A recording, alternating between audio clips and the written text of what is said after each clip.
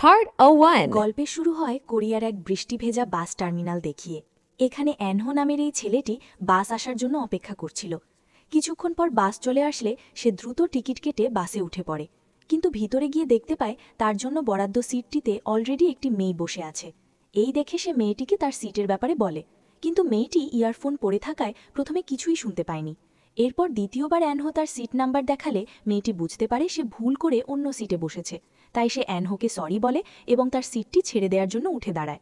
তবে অ্যানহো বুঝতে পারে মেয়েটির হয়তো জানালার কাছের সিটটি বেশি পছন্দের, তাই সে নিজের সিটটি মেয়েটিকে দিয়ে পাশেই অন্য একটা সিটে বসে পড়ে। আসলে অ্যানহো একটু শান্ত ও লাজুক টাইপের মানুষ, তাই সে সবসময় মেয়েদেরকে এড়িয়ে চলার চেষ্টা করে।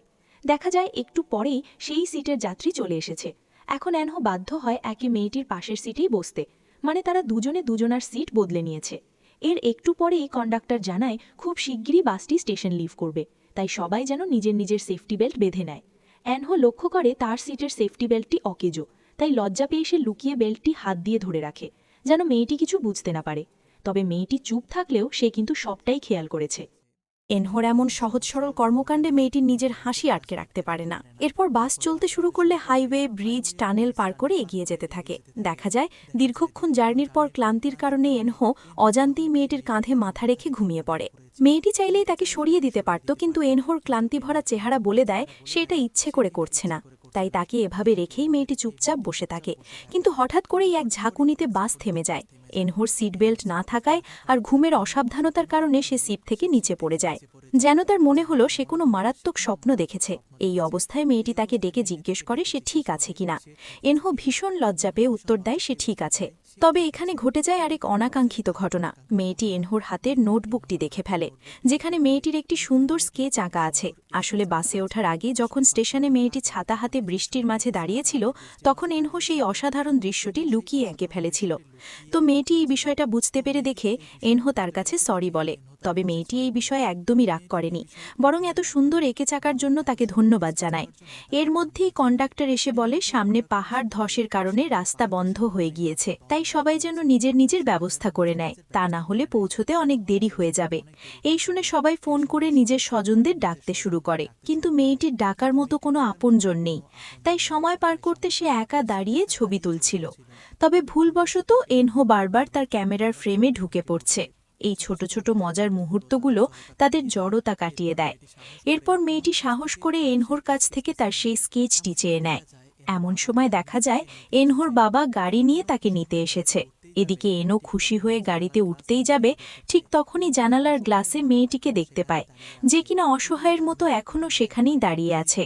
এদিকে তার মেয়েটির প্রতি মায়া হয়, তাই দ্বিধা না করে সে মেয়েটিকে বলে তুমি চাইলে আমাদের সাথেই যেতে পারো, বাবা তোমাকে তোমার সঠিক গন্তব্যে পৌঁছে দেবেন। মেয়েটি কেন জানি এনহোর কথায় ভরসা পায়, তাই সে তাদের সাথে যেতে শুরু করে। গাড়িতে বাবার সাথে গল্পের ছলে জানা যায় মেয়েটির নাম হচ্ছে জিয়ং, এবং মজার ব্যাপার হলো এনহো এবং জিয়ং দুজনেই একই বিশ্ববিদ্যালয়ের নতুন ছাত্রছাত্রী। এই জানতে পেরে এনহোর বাবা ভীষণ খুশি হয়। কথা বলতে বলতে এনহোর বাবা বুঝতে পারে জিয়ং ভীষণ ক্ষুধার্ত, তাই সে জিয়ংকে তার নিজের রেস্টুরেন্টে নিয়ে আসে এবং এখানে সবথেকে ভালো ভালো খাবারগুলো তাকে খেতে দেয়। একসাথে এত দারুণ দারুণ খাবার আর এমন ভালোবাসা পেয়ে জিয়ং সত্যিই মুখ দিয়েছে। তো লাঞ্চ শেষ করে সে দেয়ালে টাঙানো এনহো আর তার মায়ের আঁকা কিছু অসাধারণ স্কেচ দেখে। এনহো জানায় এগুলোর মধ্যে কিছু তার মায়ের আঁকা এবং কিছু এনহো নিজেই এঁকেছে। এভাবে কিছু সময় কাটানোর পরে এবার এনহো বাবা এনহোকে বলে মেয়েটিকে তার বাসায় পৌঁছে দিয়ে আসতে। এরপর এনহো তার ছোট্ট স্কুটারে করে জিয়ংকে সাথে নিয়ে রওনা হয়। গন্তব্যে পৌঁছানোর পর সে বুঝতে পারে জিয়ং যেখানে থাকে সেটা আসলে একটা অনাথ আশ্রম, এবং এই পৃথিবীতে জিয়ংয়ের আপন বলতে কেউ নেই। তো জিয়ংকে পৌঁছে দিয়ে এনহো স্কুটার ঘুরিয়ে পুনরায় ফিরে যেতে শুরু করে। এদিকে দেখা যায় জিয়ং এখানে থাকার জন্য আসেনি, আসলে এই সুন্দর বক্স করে এখানকার অনাথ শিশুদের জন্য চকলেট নিয়ে এসেছে। এই অনাথ আশ্রমেই সে ছোট থেকে বড় হয়েছে, তাই এখানে সবার প্রতি তার এক আলাদা ভালোবাসা কাজ করে। ওদিকে দেখা যায় কিছু দূর আসার পরেই এনহো কিছু একটা ভেবে তার স্কুটার ঘুরিয়ে নিয়ে আসছে। এরপর কিছু দূর ফিরে যেতেই দেখতে পাই জিয়ং একা একা রাস্তা দিয়ে হেঁটে যাচ্ছে। তবে জিয়ং এনহোকে ফিরে আসতে দেখে একদমই অবাক হয়নি, যেন সে জানতো এনহো আবার ফিরে আসবে। মেয়েটি অদ্ভুতভাবে সূর্যের দিকে তাকিয়ে বলে, সূর্যাস্ত হতে আর বেশি সময় বাকি নেই, তাই হেঁটে গেলে হয়তো সেখানে পৌঁছতে পারবো না। তুমি কি আমার সাথে আজ সূর্যাস্ত দেখতে যাবে?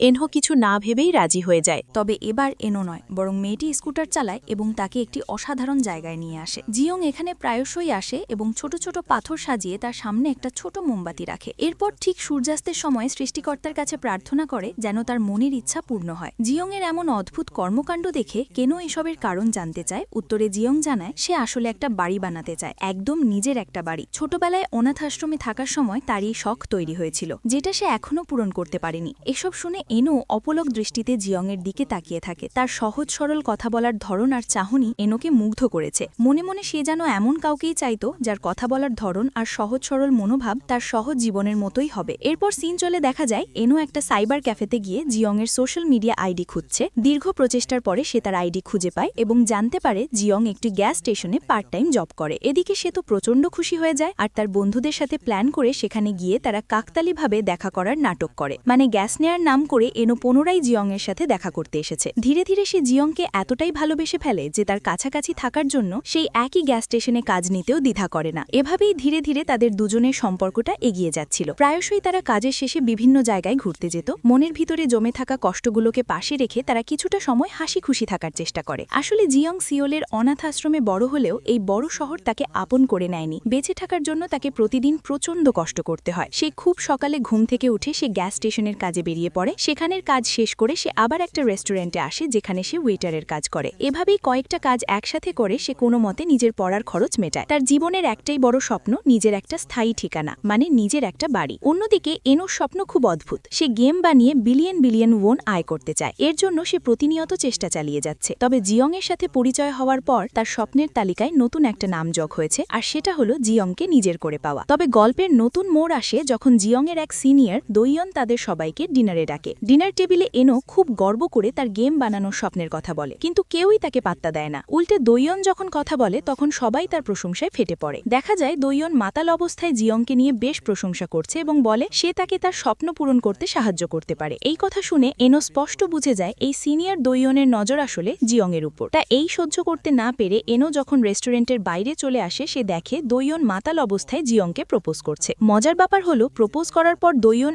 এতই মাতাল হয়ে যায় যে সে নিজের পায়ে দাঁড়াতে পারছিল না। জিয়ং নিরুপায় হয়ে এনোকে বলে তাকে পিঠে করে তার বাসায় পৌঁছে দিতে। এনো তো মনে মনে রাগে জ্বলছে, কিন্তু জিয়ং এর অনুরোধ ফেলতে পারে না। এরপর দৈয়নকে বিছানায় শুইয়ে দিয়ে এনো আর জিয়ং যখন একা হয় তখন এনো জানতে পারে জিয়ং আসলে তার ভবিষ্যৎ নিয়ে খুব হতাশ। সে চায় একজন বড় আর্কিটেক্ট হতে, কিন্তু আর্থিক সংকটের কারণে এই ইচ্ছেটা তার হয়তো স্বপ্নই থেকে যাবে। এই বলতে বলতে জিয়ং এর মন খারাপ হয়ে যায়। এ দেখে এনো তাকে হাসানোর জন্য অনেক ফানি জোকস বলতে থাকে যেন তার মনটা একটু হালকা হয়। এরপর দিন সকালে এনো বেশ ফুরফুরে মেজাজে গ্যাস স্টেশনে কাজে আসে।